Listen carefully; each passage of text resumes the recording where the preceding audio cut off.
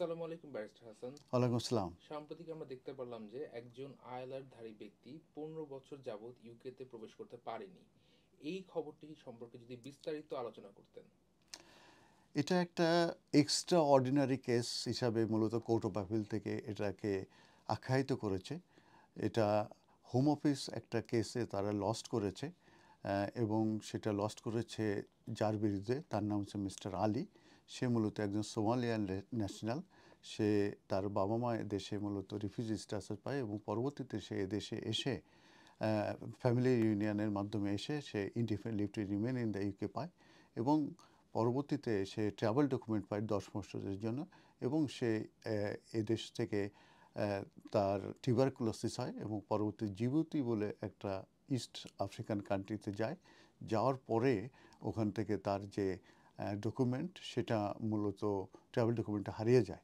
তো তার কাছে ফটোকপি ছিল, সেটার বেসিসে মূলত ইথিওপিয়া যায়। ইথিওপিয়া যে বাংলাদেশ ব্রিটিশ হাই অ্যাম্বাসি ছিল সেখানে তাদের সঙ্গে যোগাযোগ করে সে মূলত আবার এই ইউকেতে আসার চেষ্টা করে, কিন্তু তারা তাকে অস্বীকার করে যে তার যে indefinite leave to remain in the UK সেটা তারা অ্যাকসেপ্ট করে না এবং হোম অফিসের কাছেও তাদের কোনো ডকুমেন্ট ছিল না তার ইনডিফিনিট লিভ টু রিমেনের ডকুমেন্ট সংক্রান্ত ব্যাপারে। পরবর্তীতে সে এন্টি ক্লিয়ারেন্সের জন্য অ্যাপ্লিকেশন করে। সেই এন্টি ক্লিয়ারেন্সটা মূলত রিফিউজ হয়ে যায় এবং অ্যাপিলেট দেয়, কিন্তু সে অ্যাপিল করতে পারে না। এবং কারণ হচ্ছে যে তার মা এদেশে ছিল এবং তার কাছে এনাফ মানি ছিল না এবং পরবর্তীতে সে মানি সঞ্চয় করে তার মা পরবর্তীতে যে অ্যাডাল্ট ডিপেন্ডেন্ট হিসাবে মূলত আসার জন্যে অ্যাপ্লিকেশন করে। আর আগেরটা ছিল হচ্ছে রিটার্নিং রেসিডেন্ট হিসাবে এবং বাই দিস টাইমে যেহেতু 2 বছরের বেশি সে দেশের বাইরে ছিল, ইউকের বাইরে, অর্থাৎ তার আইল্যান্ডটাও কিন্তু ল্যাপস হয়ে যায় এবং পরবর্তীতে অ্যাডাল্ট ডিপেন্ডেন্ট হিসাবে সে অ্যাপ্লিকেশন করে এবং সেই অ্যাপ্লিকেশনটা রিফিউজ হয় এবং তখন সেটা অ্যাপিল করে। অ্যাপিলে ফার্স্টে ট্রাইব্যুনাল ওই হোম অফিসকেই সাপোর্ট করে এবং তাকে মূলত অ্যাকসেপ্ট করে না এবং অ্যাপিলটা ডিসমিস হয়ে যায়। তারপরে আপার ট্রাইব্যুনালে যায়।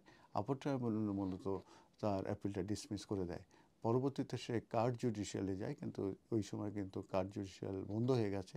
তো যে কারণে সে কোর্ট অফ অ্যাপিলে যায় মূলত পারমিশনের জন্য।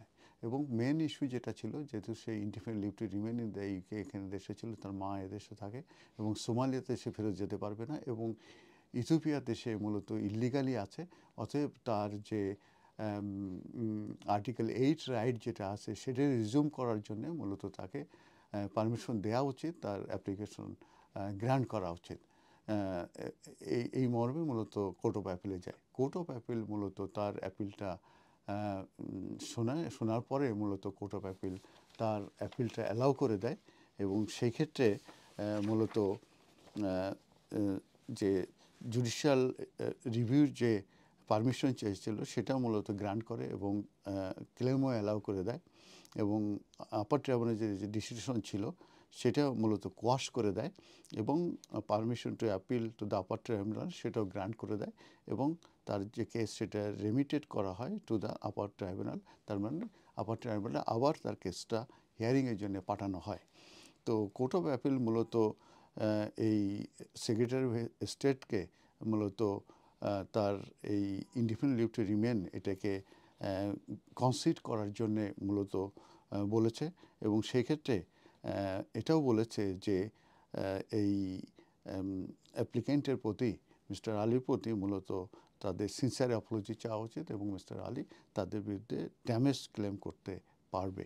এটা একটা এক্সট্রা অর্ডিনারি কেস এবং হোম অফিসের মিস্টেকের কারণেই মূলত এই ধরনের সিচুয়েশন হয়েছে এবং সে আনএবল ছিল to return to the UK for over 15 years. আর এটা হয়েছিল মূলত হোম অফিসের মিস্টেকের কারণে। তো এই ধরনের মিস্টেক কিন্তু আমরা অনেক সময় দেখি, serious serious mistake home office করে এবং অনেক অনেক ব্যাড ব্যাড ডিসিশন দেয়। তো এই কেস থেকে আমি এই মেসেজে সবাইকে দিব যে কোনো যদি রিফিউজ হয়ে যায় কিংবা অ্যাপিল ডিসমিস হয়ে যায় তারপরে কিন্তু আপনারা সেটাকে চ্যালেঞ্জ করবেন এবং কিপ গোয়িং করবেন এবং একটা সময় যেয়ে যদি আপনি কেসে মেরিট থাকে এবং আপনি যদি অনেস্ট থাকেন এবং আপনার সব ডকুমেন্ট যদি সত্য হয়ে থাকে তাহলে কিন্তু আপনাদের কেস, আপনাদের অ্যাপিল এক সময় যেয়ে কিন্তু উইন হবে এবং আপনি কিন্তু জাস্টিস পাবেন। ধন্যবাদ।